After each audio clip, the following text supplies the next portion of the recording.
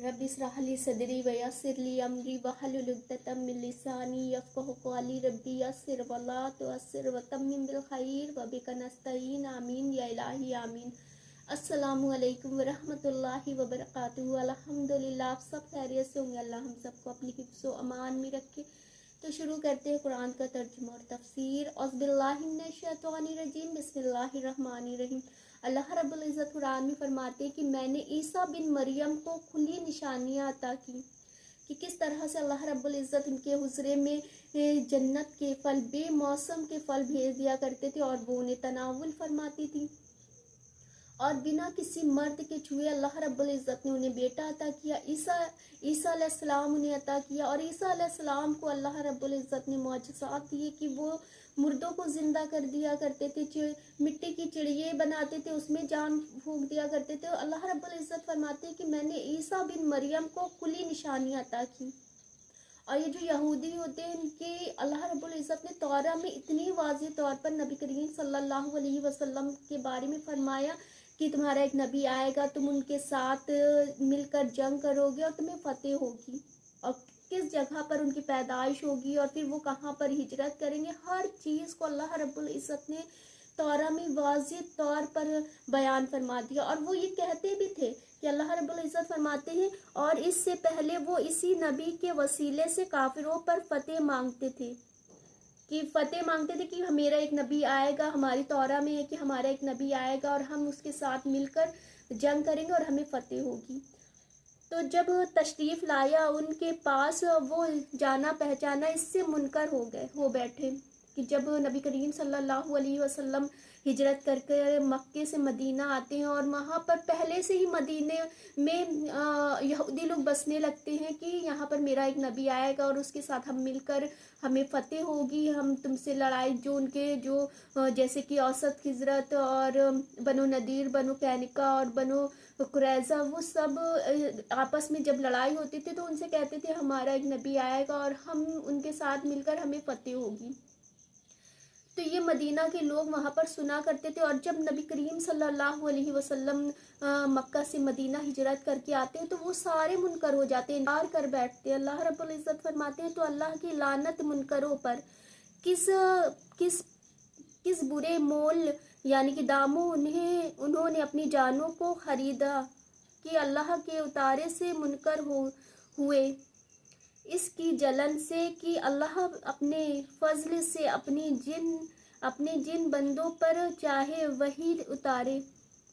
कि जब नबी करीम सल्लल्लाहु अलैहि वसल्लम पर वही नाजिल होती थी और वो उसको बयान करते थे लोगों में, तो उनकी लोग इज्जत करते थे, उनकी बातों को मानते थे। तो इसलिए वो लोगों ने अपनी तौरा में चेंजिंग कर दिया कि मेरे जो यहूदी जो मेरे साथी हैं वो भी उनके इज्जत करने लगे और इनकी बात मानने लगे, और फिर हमारी कौन सुनेगा, हमारी कौन इज्जत करेगा। तो उनसे वो इतनी जलन करने लगे कि अपनी तौरा में चेंज कर दिया करते थे। और अल्लाह रब्बुल इज़्ज़त फरमाते कुछ कीमत के लिए कि जो ना उनको दुनिया में फ़ायदा देगी और ना आखिरत में फ़ायदा देगी, कि वो दुनिया में भी जलील होंगे और आखिरत में भी जलील होंगे। अल्लाह रब्बुल इज़्ज़त आगे फरमाते हैं तो गज़ब पर गज़ब के सज़ावार हुए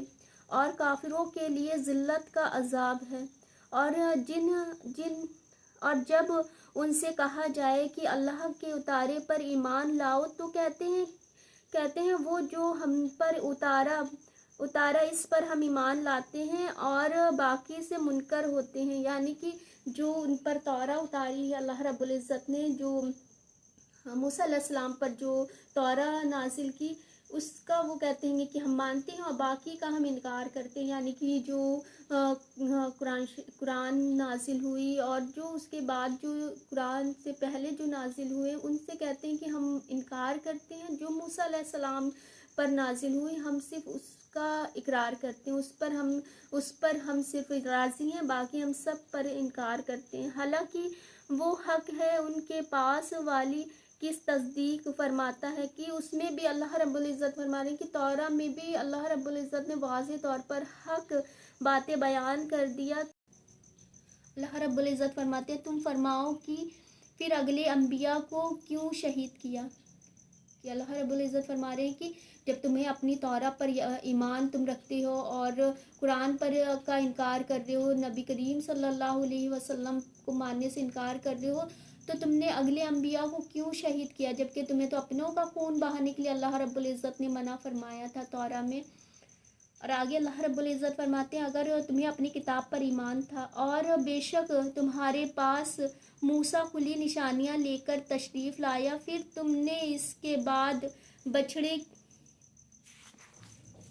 بچڑے کو معبود بنا لیا اور تم ظالم تھے، کہ اتنے اللہ رب العزت نے معجزے دکھائے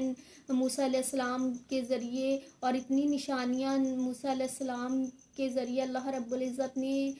دی انہیں، اور پھر ان لوگوں نے بچڑے کی پوجا کرنا شروع کر دیا۔ تو وہی اللہ رب العزت فرما رہے کہ جب تمہیں اپنی توراہ پر یقین ہے، ایمان رکھتے ہو، تو تم نے کیوں یہ سارے کام کیے کہ انبیاء کو شہید کر دینا اور موسیٰ علیہ السلام کی جو اتنی نشانیاں تھیں ان کو دیکھنے کے باوجود بچڑے کو معبود بنا لیا، اور تم ظالم تھے۔ اور یاد کرو جب ہم نے تم سے عہد لیا اور کوہ طور کو تمہارے سروں پر بلند کیا، لو جو ہم نے تمہیں دیا ہے زور سے پکڑو، مضبوطی اور شعور کے ساتھ۔ بولے ہم نے سنا اور نہ مانا، اور ان کے دلوں میں بچھڑے کی محبت رچ سی گئی ان کے کفر کے سبب۔ تم فرما دو کیا برا حکم دیتا ہے تم کو تمہارا ایمان، اگر ایمان رکھتے ہو۔ تم فرماؤ اگر پچھلا گھر اللہ کے نزدیک خاص تمہارے لیے ہو، نہ اوروں کے لیے، تو بھلا موت کی آرزو تو کرو اگر سچے ہو۔ کہ وہ لوگ اپنے آپ کو اتنی، جو یہودی ہیں، جو بنی اسرائیل